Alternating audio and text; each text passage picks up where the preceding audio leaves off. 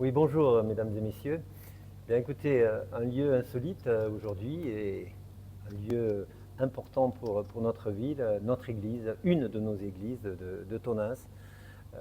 Voilà, donc dans cette église, nous avons la particularité d'avoir un orgue qui est, comme vous l'aviez dit, Monsieur Biroust, donc, qui venait justement de le réparer, de la réparer ou de le réparer. Un orgue de bonne facture. Oui, tout à fait. Qui est donc, que vous allez décrire. Et donc nous avons décidé, l'ensemble des élus et des techniciens, nous avons décidé donc de la restaurer. Et monsieur le curé, bien sûr, en lien avec monsieur le curé, bien entendu, parce que il est important que ce patrimoine, et là on est à quelques jours des journées du patrimoine, soit remis en valeur dans notre ville pour permettre les cultes tout au long de l'année avec ce bel instrument, ce magnifique instrument.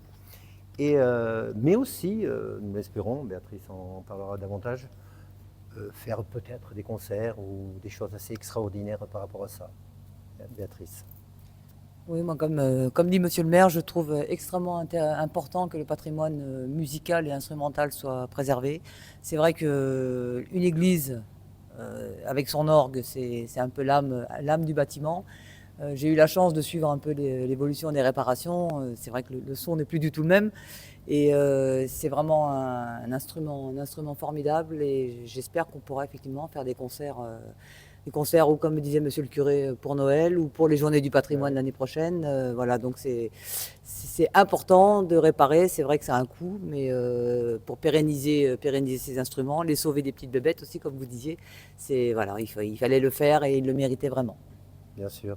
Monsieur Biroust, donc peut-être un petit mot sur cet orgue, sur les réparations que vous avez effectuées. Oui, alors il faut savoir qu'il n'y a pas deux orgues semblables. À la différence du violon, du piano, chaque orgue est une création particulière. Donc l'orgue de Tonins a été fait, pensé pour l'acoustique de cette église. Et donc il y a une cohésion parfaite entre l'orgue et le bâtiment.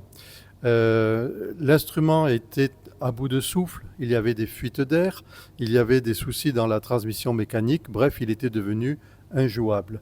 Donc nous avons pu réaliser des travaux de remise en état, à la fois en bouchant les fuites, en collant de la peau de mouton, c'est traditionnel dans notre métier, sur les soufflets, et puis en reprenant toutes les pièces mécaniques qui étaient rompues, et de façon à rétablir le parfait fonctionnement des deux claviers et du pédalier, puisqu'on joue de l'orgue également avec les pieds. Et puis au niveau de la transmission mécanique des jeux, il y avait là aussi des vrillettes qui s'étaient installées et qui avaient eu tendance à ronger les boiseries. Et puis toutes les garnitures de feutre étaient totalement mangées par les mites. Donc elles ont été entièrement reconstituées, remises en état, et ça a permis de retrouver l'esthétique, l'équilibre général de l'instrument, qui effectivement se révèle comme un instrument parfaitement adapté à l'acoustique de cette église. Et donc je crois qu'aujourd'hui, il faut lui souhaiter une belle vie. Bien, écoutez, merci évidemment pour ces réparations qui donnent encore plus de valeur, je dirais, à cette église spirituelle, patrimoniale. Monsieur le curé, Philippe, cher Philippe.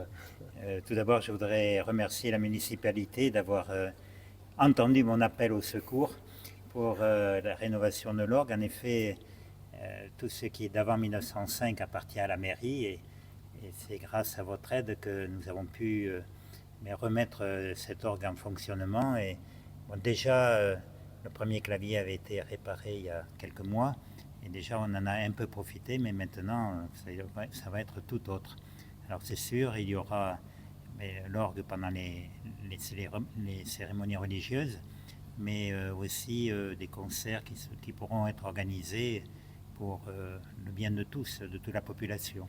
Alors un grand merci à vous, un grand merci à M. Biroust et son équipe qui ont fait un travail formidable. Une résurrection, j'ai entendu dire, c'est pas abusif dans ce lieu, mais qui n'est pas insolite, mais qui vous accueille.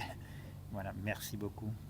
Écoutez, je pense que le mot de la fin, Oui, bien sûr, on va jouer, Un petit on mot. va essayer de jouer un petit peu et dire un petit mot, mais c'est vrai que ce mot résurrection, eh ben, va très très bien puisque elle était vivante, un peu moins vivante, et puis là elle renaît de ses cendres. Et alors effectivement, je voulais préciser que pour le travail de remise en état des garnitures ici du tirage de jeu, nous avons eu la joie, le plaisir d'associer une couturière de Tonins qui travaille sous l'enseigne Les Lutins 47 Ah oui. et qui est vraiment s'est passionnée pour ce travail. Je trouvais c'est merveilleux aussi de pouvoir associer des artisans du Locaux. secteur. Voilà. Oui, c'est très très bien. Alors peut-être que maintenant on va essayer d'avoir un petit morceau. Alors, on peut démarrer avec quelque chose de très doux ici, qui est assez intéressant. Voilà, donc on a à la fois la possibilité d'avoir, vous allez voir un instrument qui a une très belle dynamique.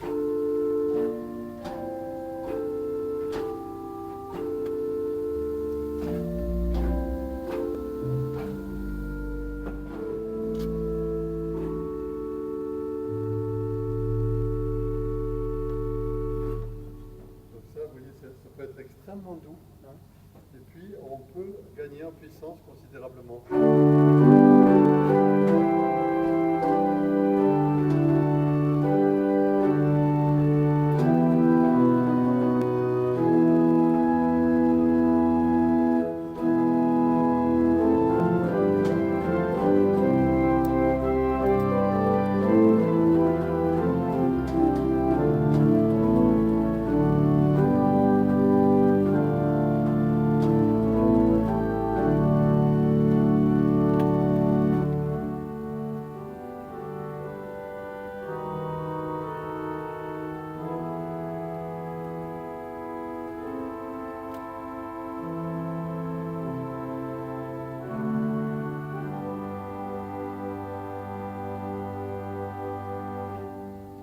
Il y a un jeu qui est phénoménal. Je n'avais jamais rencontré ça jusqu'à présent. C'est le jeu qui est à l'intérieur et pratiquement, on a quelque chose d'assez semblable, mais je n'avais jamais trouvé ça en France. C'est N'est-ce un pas? jeu qui est un jeu soliste, qu'on appelle la trompette, et qui a une puissance telle qu'on la trouve dans les orgues espagnols, ça s'appelle des chamades. Les chamades, en portugais, c'est appelé, llamar en espagnol. Llamar. C'est vraiment quelque chose pour appeler. Ah oui.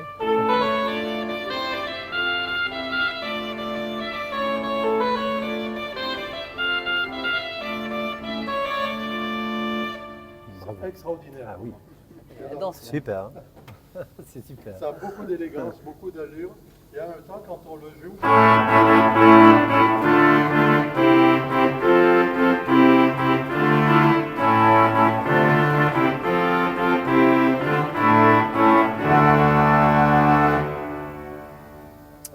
ce qui est intéressant, c'est que on a de la puissance, on a de la dynamique, mais il n'y a jamais rien de trop. Vous voyez, ni D'accord. dans le trop faible, ni dans le trop fort.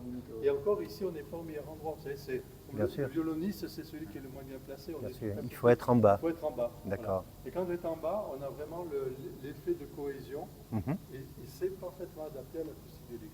Alors ça, Ben écoutez, je pense que c'est quelque chose de formidable pour notre église, pour notre ville. Et puis je pense que la personne aussi qui est là tous les dimanches à jouer, bien, ça va lui changer un peu la vie, Mais oui, notre organiste oui. habituel, oui. bien Ouais. sûr. Et voilà, donc écoutez, Monsieur Michelin, mon cher Mathieu, chers collègues, je crois qu'on peut être très très fier du travail que vous avez réalisé, Monsieur Biroust, et très heureux. Et au nom de l'ensemble de l'équipe, on vous en remercie vraiment. c'était Merci à vous. Une joie en tout cas pour nous de refaire vivre, je n'ose plus réemployer le terme. Non, parce que j'ai failli caser miracle. Rédemption tout à l'heure. peut-être. Non, mais voilà, non, c'était pour nous une grande joie. Vous savez, quand on réussit à refaire vivre, nous, on est des facteurs d'instruments de musique. Bien Toute sûr. notre vie, c'est de créer des instruments de musique pour que les musiciens s'en servent. Et alors, quand Bien on sûr. peut redonner vie à un instrument de musique, c'est une grande joie, c'est clair. Bien, écoutez, merci beaucoup, merci à tous. Bonne journée. Merci. Merci. Au revoir.